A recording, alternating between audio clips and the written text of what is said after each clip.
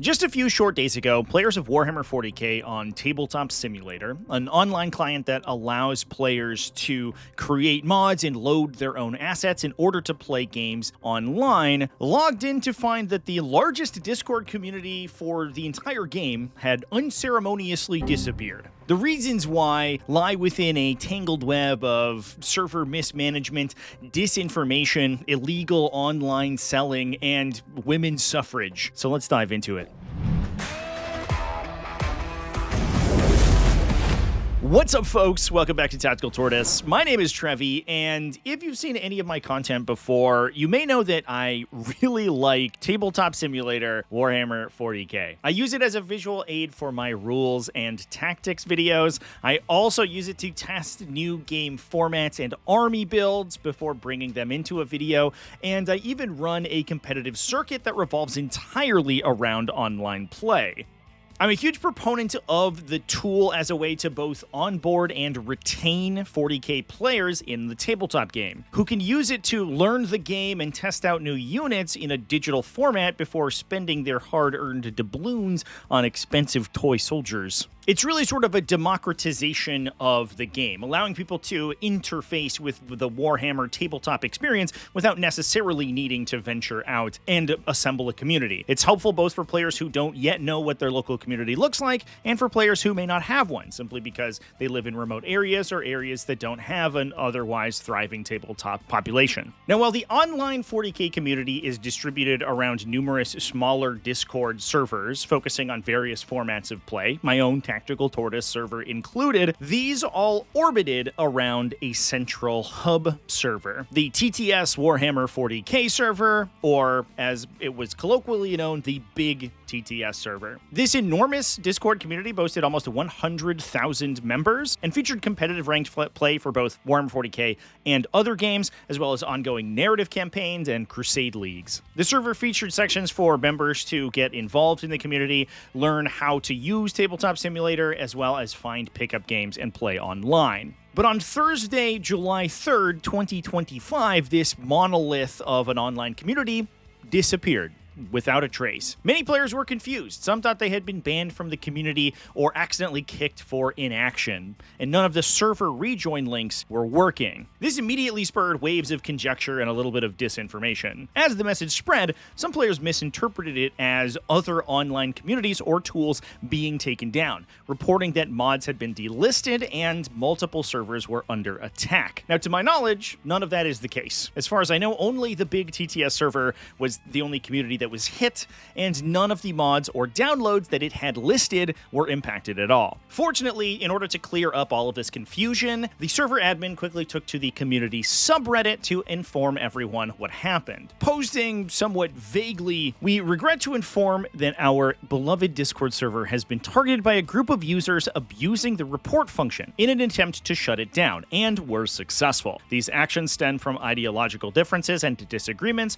with bad faith actors exploiting Discord's reporting system to disrupt our community." So this announcement confirmed Discord had deleted the Big TTS server. However, it raised some further questions. What exactly was meant by ideological differences? And what kind of reporting system exploit could result in total server termination? Now, the admin that had posted this on the subreddit is sort of the main character of this story, and throughout this video, I'm going to be sharing some pretty cringe things about this person, posts that have resulted in an already significant amount of harassment from other members of the community targeting this user, up to and including death threats if their messages on the topic are to be believed. Now, while this person continues to be involved in the online community to a reduced capacity, the admin is no longer the primary administrator of any of the successor servers to the Big TTS server, and it appears that their part in the story has been dramatically reduced. For that reason, I'm not going to be sharing their identity or their username. I will simply be referring to them as the admin, and I'll use a red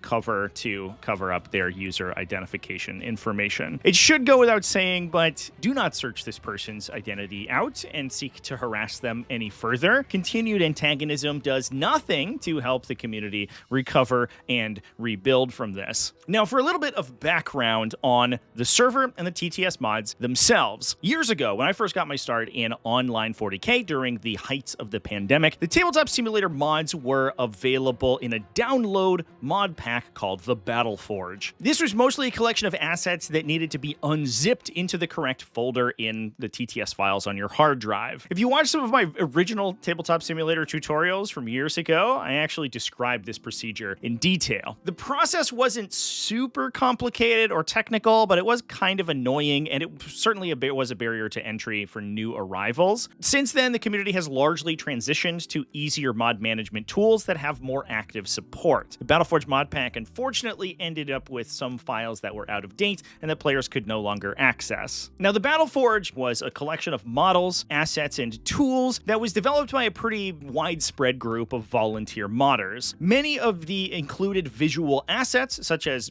digital miniatures and terrain, were either hand-sculpted by artists and then imported into Tabletop Simulator based on physical Warhammer miniatures, or they were ripped from other digital Warhammer products, most notably Dawn of War. Now, as far as I know, and to be clear, this was significantly before my time, so I'm working off hearsay right now, the admin was an original part of this modding crew, and was a contributor at least to some small extent to the actual final mod pack. Over time, the other modders drifted away or were actually driven away from the modding group due to disagreements, and eventually this admin was left with control over both the Battleforge mod pack listing, which they managed, as well as the popular TTS Warhammer 40K server, which we're discussing. Now, with a popular server under their control, unfortunately, they decided to heavily monetize that community. This included a fairly active Patreon account, which at its peak boasted over 200 paid members, and according to Graphion, continues to generate about $400 to $500 per month, even today at a quarter of the size that it was at its peak. Although, always take those with a grain of salt, because I feel like these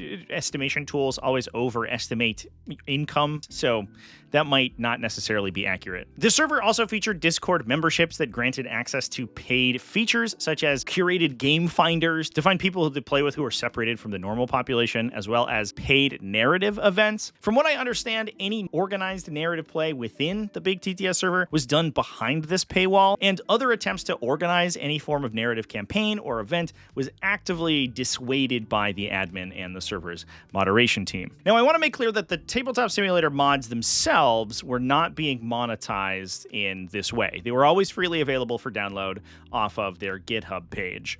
However, the mod compilation page linked directly to the TTS Warhammer 40K Patreon, with the implication that it helps support the mod team. However, within the server itself, the narrative was instead that monetization goes to cover server costs and support the server management efforts. Now, while all this hefty monetization sort of rubbed the community the wrong way, it was even worse for the admin's other business venture, the online store TTS Prints. Well, in the wake of this drama, the print website has been privatized behind a maintenance notice. The website was allegedly selling 3D prints taken from a variety of sources that include direct copies of Warhammer miniatures, as well as ripping files from other popular digital sculptors, such as Piper makes, without correct distribution licenses. So the store was selling 3D prints based off the work of a lot of these other sculptors, and was heavily advertised on the Discord, which further rubbed community members the wrong way. And these promotional announcements in the Discord were even advertised that the prints being sold were not proxies or stand-ins or conceptually similar to Games Workshop items like you would see from a digital 3D print meant to be used in conjunction with Warhammer, but instead they were one-to-one recreations of official Citadel miniatures, which is a super bad look,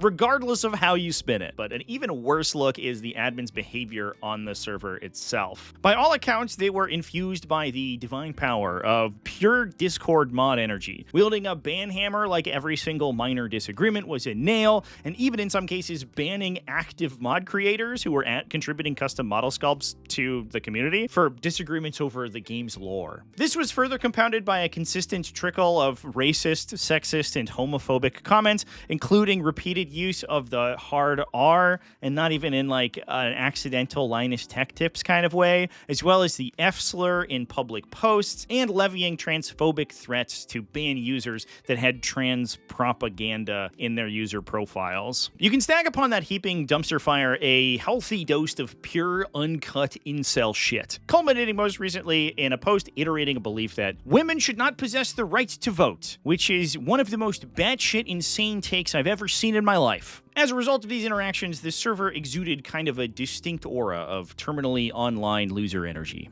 This latest series of absolutely scalding political hot takes seems to have been the proverbial straw that broke the digital camel's back and resulted in significant community backlash. It seems that, behind the scenes, a collection of disgruntled players who are fed up with the admin's antics took it upon themselves to report the Discord server to Discord management itself for terms of service violations. So it's time for a wardrobe change, because I'm recording this video over a couple different days because I've spent basically the last 48 hours of my life trying to deep dive into this particular situation. Since the first half of the video was recorded, I did actually have a conversation with the admin in question, and to their credit, they were willing to give me a breakdown of the situation, at least from their angle, that they've since posted elsewhere publicly for the community to consider. Now, the reason that I mentioned all of this server monetization stuff is that the feedback that I have gotten from other community members is that this was kind of the first domino to fall in the series. The online 3D print store is a pain point that a lot of people have mentioned as being the reason for the server takedown. And that, as far as I can tell, is not true. I have no evidence to suggest that Discord specifically targeted the 3D print store as a reason to take the server down. However, the hefty server monetization and obviously the political takes that were being posted in the community rubbed a lot of people the wrong way, to the point that they went elsewhere to other communities and mobilized a campaign to report the Big T Tabletop Simulator server to Discord for terms of service violations.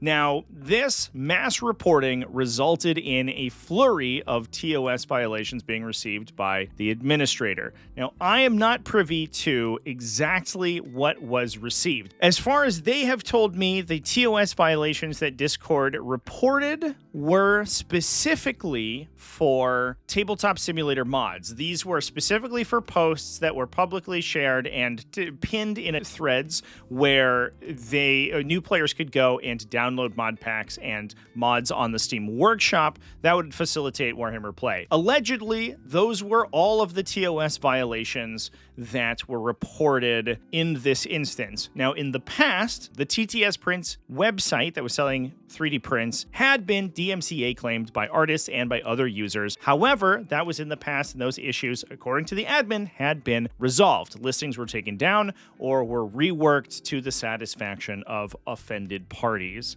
Take that with a grain of salt, I guess, but as far as I know, that store has nothing to do with this takedown. So it sounds like players who were disgruntled by the monetization and the management of the server, who were upset about the fact that a lot of the community content and organization was paywalled behind server subscriptions, the fact that this 3D print store was being very heavily pushed on the server, and the fact that this was all being done by someone whose political ideologies were worn very heavily on their sleeve and were fairly abrasive to over half the human population, caused people to campaign to mass report the server. That facilitated a Discord manual human review of the server, which found direct IP infringement of mods that facilitated online play of a game owned by a company with an estimated $7 billion market share. And that, at least as far as I have been able to uncover, was the final reason for the takedown of the Discord. The Discord was focused primarily around facilitating the distribution of IP infringing materials, and Discord found that to be in violation after the server was reported by disgruntled parties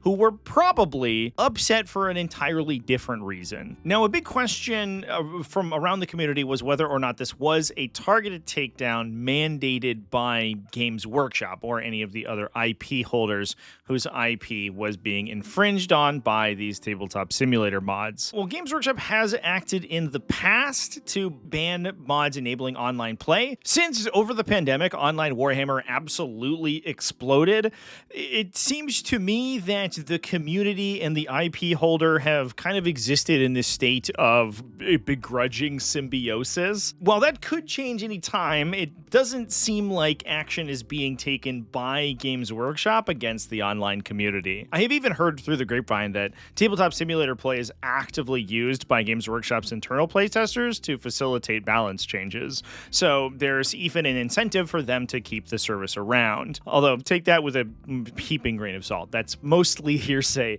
on my end. Games Workshop's always been a little heavy-handed when it comes to IP protection, and it seems like if they were to make a coordinated effort against the Tabletop Simulator community, I think it would be more widespread, and we would see things like mods being taken down from the Steam Workshop itself, and multiple Discord servers being removed rather than just this single one. This definitely seems like it was an action taken by Discord as a result of this mass reporting campaign. So that leaves the question of where we go from here. And obviously the loss of the largest hub for online play has splintered the community into dozens of smaller groups, each of which are attempting to recreate the utilities like LFG channels and curated leagues that were provided by that main Discord server. Now, with that all being said, having the ability to now sort of rebuild the community into a little bit more of an egalitarian image, I think is going to be useful for the further growth of online play. There are a bunch of servers that are being started in the absence of this main Tabletop Simulator server.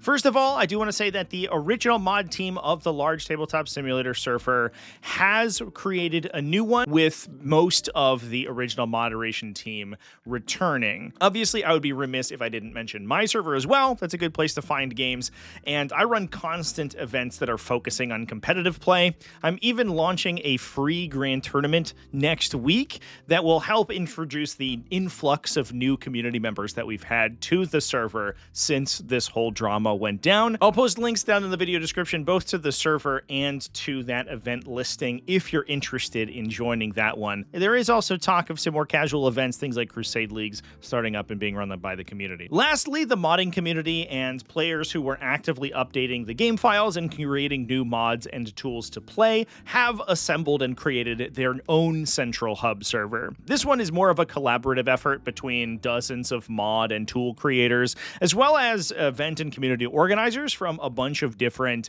servers that ran community events. This server has less overlap with the original moderation team from the big Tabletop Simulator server, but is growing pretty rapidly and will fulfill, I think, a lot of similar roles to that server. Well, this whole situation has been a huge shakeup for the Tabletop Simulator wargaming community, and it certainly highlights a potential vulnerability in these community servers that are focused on Tabletop Simulator play, specifically that sharing and potentially hosting of mods that are IP infringing is a potential reason for Discord to take down any of these servers, which could be weaponized by members of the community as it has in this case. My hope is that, however, that this is an isolated incident and won't be repeated again, especially as the community becomes more decentralized, so it's more difficult to pinpoint a single target to direct attacks against. At the very least, it has spurred the cross-pollination of isolated communities and introduced new players to each other and other forms of play, which is, in my opinion,